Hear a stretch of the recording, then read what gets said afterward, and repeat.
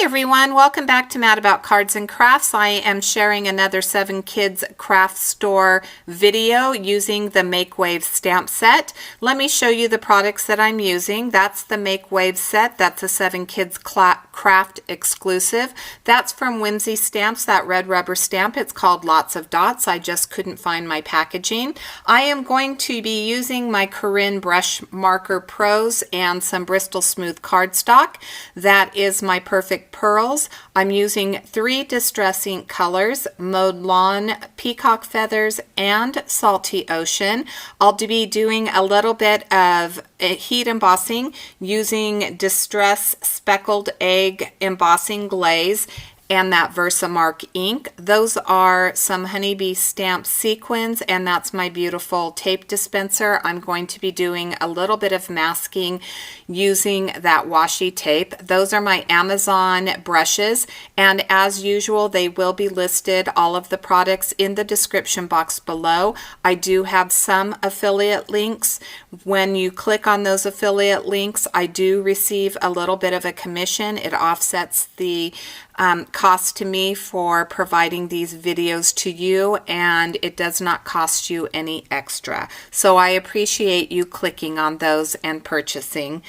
This right here is the cyan, and then I'm going to come in a little bit with ocean teal, and I'm using my silver brush paint brushes, and this moved beautifully. I just have a little bit of water on my paintbrush. I do use that microfiber cloth to dab it off so that the brush, because it does hold a lot of water, isn't sopping wet, and I am just pushing that ink around.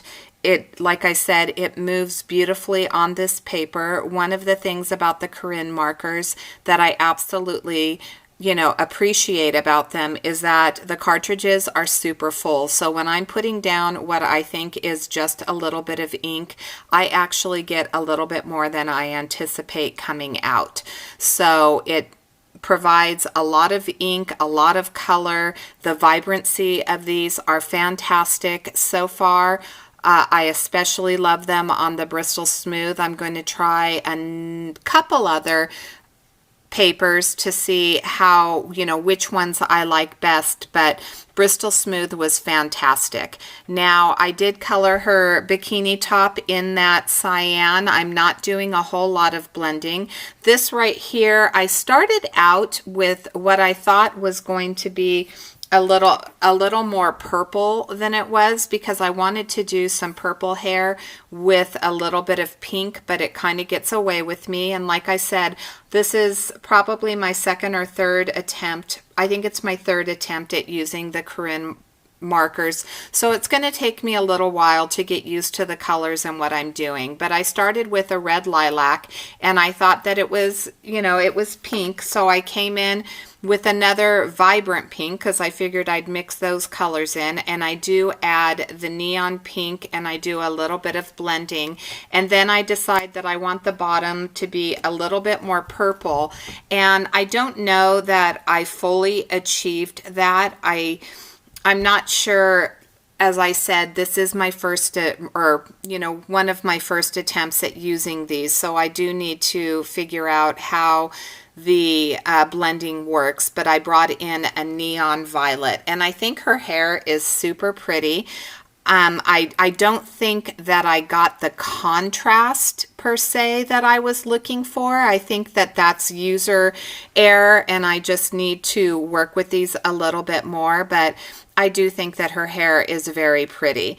Now, this will also be my first attempt at skin tones, and I've heard I've heard different views on the skin tone colors, and so I didn't want her to be super, super light, so I started with a brown called Praline, I believe, and then I will bring in a little bit of the blush. And so I will mix those two colors, and also I think I bring in just a little bit of the almond because I thought that it was too, I don't know, muddy looking, and the almond seemed to even out those skin tones. Let me know in the description box below whether you think I did a good job achieving her skin tone, or if you think that I should have added some other colors. I wanted to make sure that her eyes were blue, so I used the beautiful Egyptian blue, and then I will also come in with one of my Sakura Glaze pens, and I will just highlight that white in her eye a little bit more. I decided I was just going to do one little tone on the seashell, so I used a skin color, which is kind of a pinky peach. I was afraid to use this as a skin color, but I think it made a beautiful conch shell. And then I'm going to add a little bit of pink to her cheeks with that skin tone, and I thought that that worked beautifully, so that'll probably be my go-to blush for any of my images that I want to put blush on their cheeks. And then I will bring in my Sakura white gel pen as well to put a few dots on her cheeks and give her some speckled cheeks, or freckled cheeks, sorry. So here we go. We're back with the neon violet. I am going to go over this a couple of times because I let it dry, and then I think that it's just a little bit lighter than what I'm looking for. So you'll see that I will come back in again and deepen up that violet on the fish. This right here is, I think it's the almond that I colored the starfish with, and then I took the cyan and the ocean teal and colored both of the seaweeds that I use in my final project. So right here I'm only coloring one of them, but I will stamp a second one because I decided that I needed a second one. And because of the way that I designed this card, I don't end up coloring or using the little octopus. So I wanted her little tail to have a little bit of shimmer and shine to it. So since that I had water on my brush, I just took my brush directly to that Perfect Pearls cap and I painted that on. You can't really see it, as you know, most of us know who take photographs of our cards, that you don't see it quite as well in the pictures, but in person it's really pretty. I really liked that I added that Perfect Pearls. So here I'm starting to do a little bit of ink blending with the Mowed Lawn, and I realized that I forgot to put my tape down because I want to mask this off. So I like the width of that tape, and I'm just going to run it along the edge, and then I'm going to use my grid mat to go over a few lines and make sure that I get this line straight, and that's the perfect strip that I'm looking for. So I'm going to lay down my Mowed Lawn, then I'll come in with the peacock feathers, and at the top right there I'm using my Salty Ocean. And as you've heard probably from many people, I thought these blended beautifully on the Bristol. I don't have any problems with Distress ink. I don't know what it is, but most people tend to move to their Distress oxides.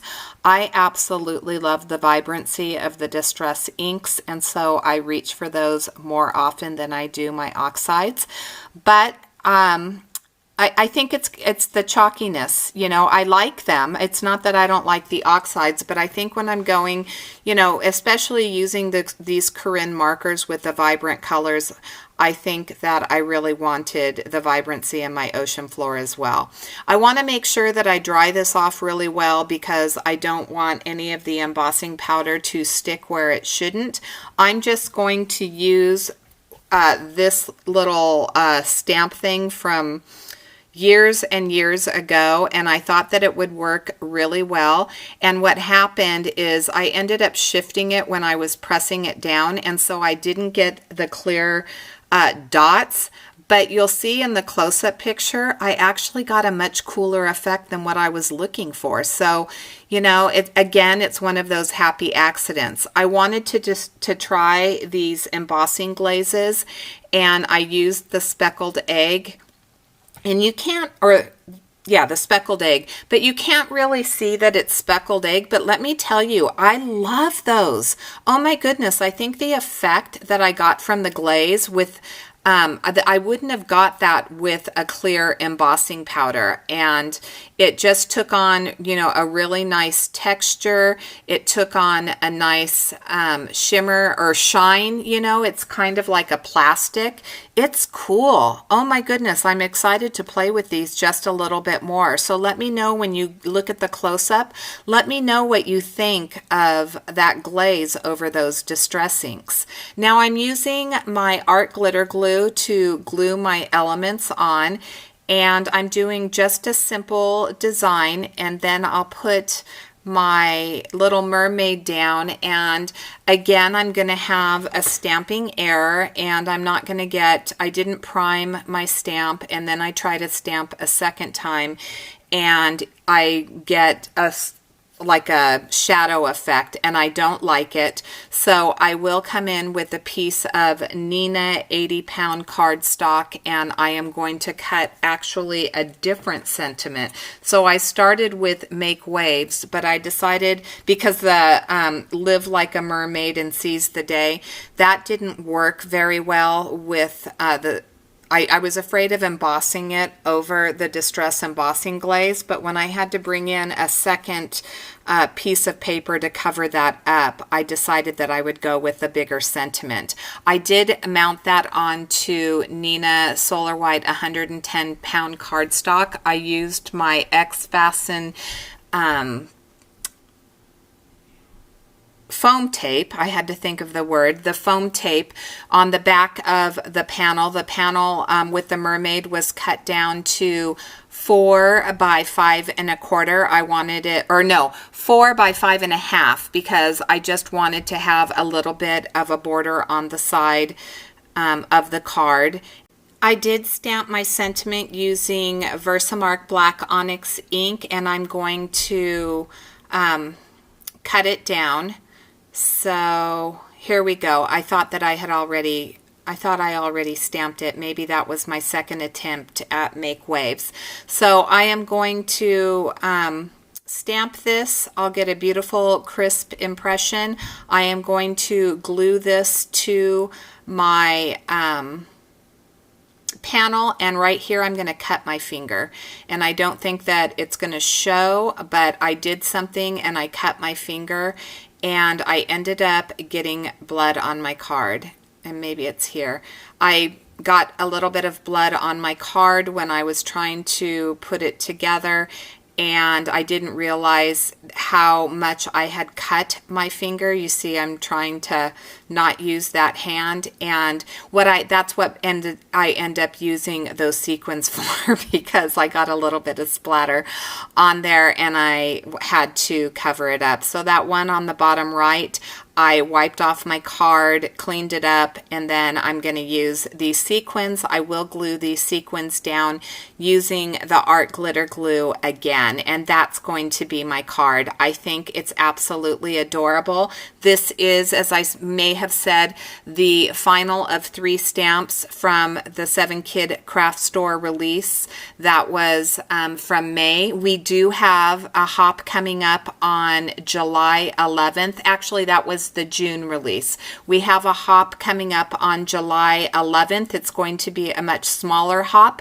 In August, I'm super excited. I will be hopping with the entire design team. If you haven't checked out the 7 Kids Craft Facebook page, there is an announcement that Kelly has decided to bring together a group of women to design for her on YouTube. So I'm going to show you a final look at my card.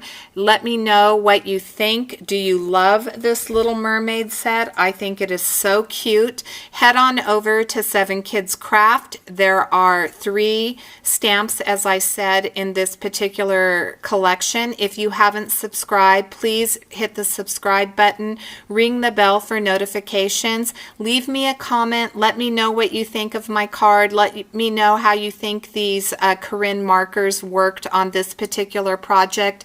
Thank you so much for watching. I appreciate all of you, and until next time, have a great day.